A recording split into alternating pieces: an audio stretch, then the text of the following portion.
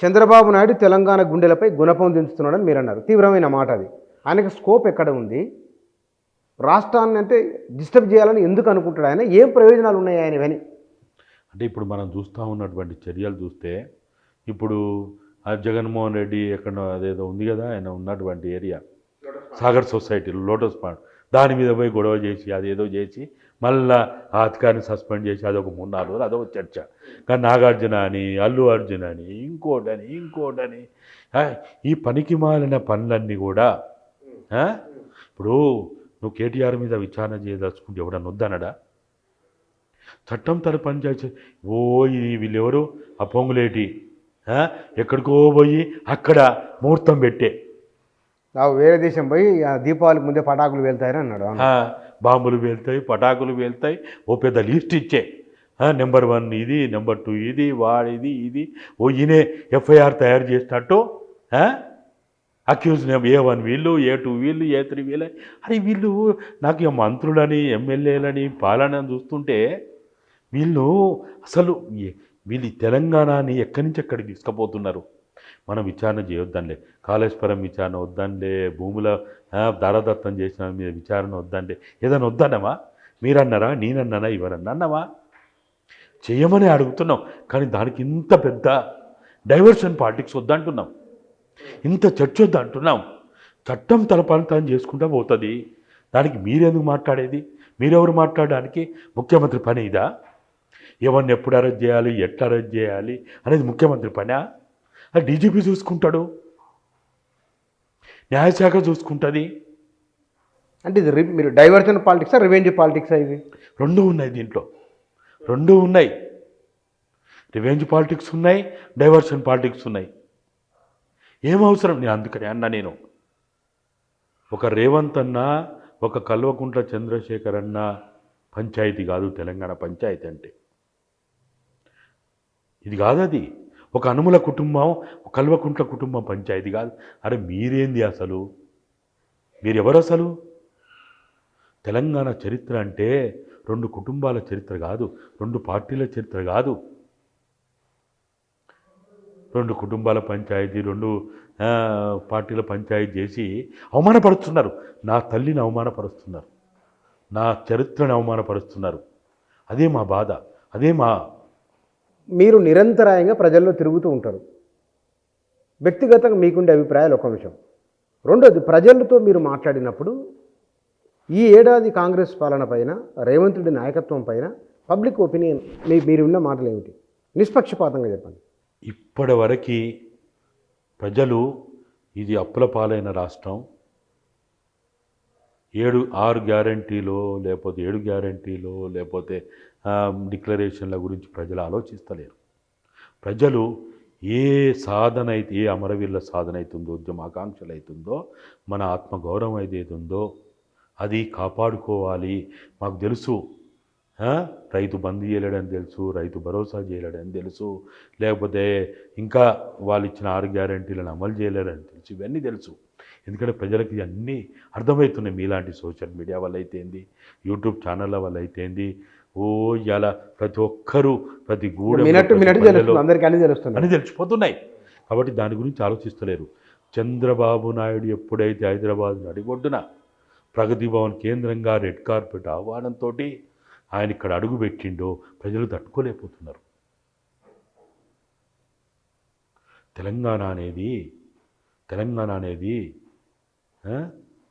ఒక ఐడెంటిటీ సమస్య, ఇది ఆత్మగౌరవ సమస్య, ఇది అది ఆ విధంగా ఉన్నది.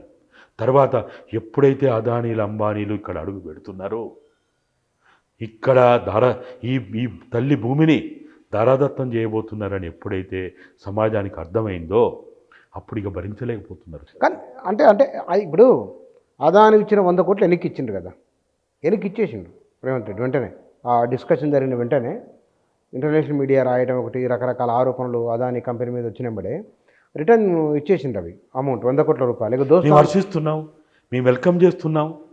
మేము ఏమంటున్నామంటే దాన్ని ఇవాళ వెనక్కి ఇచ్చిండ్రు.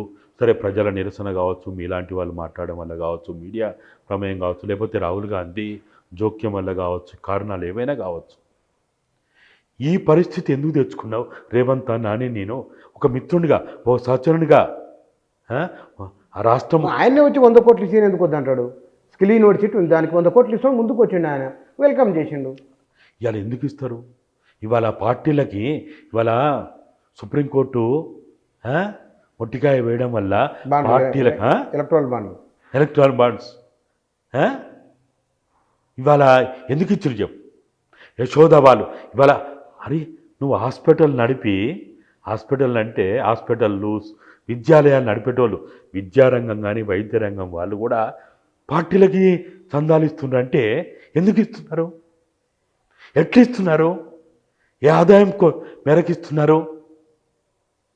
ఇక్కడ పీడిత తాడిత ప్రజలు ఒక 1000 రూపాయలు 10,000 రూపాయలు మీలాంటి వాళ్ళు పోయి అరే మా అమ్మకో మా తమ్మునికో ఇంత కన్సెషన్ ఇవ్వండి, ఇంత మాఫీ చేయండి అంటే ఇస్తున్నారా? ఇక్కడేమో ఇస్తలేరు, వాళ్ళకేమో 100 కోట్లు వాళ్ళకేమో ఎలక్ట్రాన్ బాండ్స్ రూపంలో పార్టీలకు ఇస్తుందంటే ఎవరి రక్తం పిప్పి చేసి ఇస్తున్నారు? అంటే ఇవన్నీ కూడా మనం చూస్తూ ఉంటే మనం ఏమంటున్నామంటే రేవంత్ అని మేము ప్రశ్నిస్తున్నామంటే ఆయన మీద ఉన్న గౌరవంతో మాట్లాడుతున్నాం, ప్రేమతో మాట్లాడుతున్నాం, అభిమానంతో మాట్లాడుతున్నాం. ఇంకా 4 సంవత్సరాలు మీరు ప్రజల అవసరాలు తీర్చడానికి ప్రయత్నం చేయడానికి మాట్లాడుతున్నాం. నీ 6 గ్యారంటీల మీదనే ఫోకస్ పెట్టు, నీ డిక్లరేషన్ల మీదనే ఫోకస్ పెట్టు. ఈ డీవియేషన్ పాలిటిక్స్ ఈ డైవర్షన్ పాలిటిక్స్ చేయగాకు.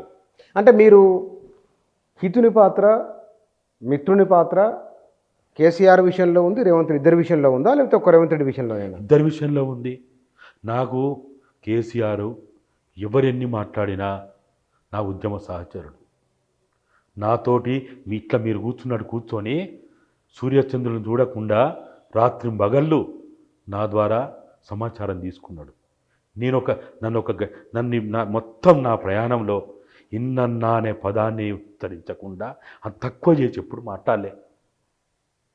కానీ ఇన్నన్నా అనే పదాన్ని ఉచ్చరించకుండా మాట్లాడినంత మాత్రాన నేను 2014 తర్వాత ఆయన ముఖ్యమంత్రి స్థాయిలో ఉన్నప్పుడు నేను విశాఖపట్నంలో నేను అనారోగ్యానికి గురయ్యి గుంటూరుకి హైదరాబాద్ తీసుకొచ్చే క్రమంలో గుంటూరులోనే ఆపరేషన్ చేయాల్సిన పరిస్థితి వచ్చి ఆపరేషన్ చేయించుకున్న తర్వాత రాత్రి 11:30-12 గంటల టైంలో ముఖ్యమంత్రి హోదాలో ఉండి నన్ను పరామర్శించిండు. అయితే నన్ను పరామర్శించిండు, నన్ను ఇంకేమో చేసిండు అని ఆయన భజన చేయాలన్నా? గుంటూరు వచ్చిండా? ఆయన ఫోన్లో ఇక్కడి నుంచి ముఖ్యమంత్రి హోదాలో పరామర్శించిండు. నేను ఆయనని వ్యక్తిగా ఎప్పుడు నేను ఎవరిని దూషించా, ఎవరిని ఏ మాట మాట్లాడ, ఎవరిని తక్కువ చేసి మాట్లాడా.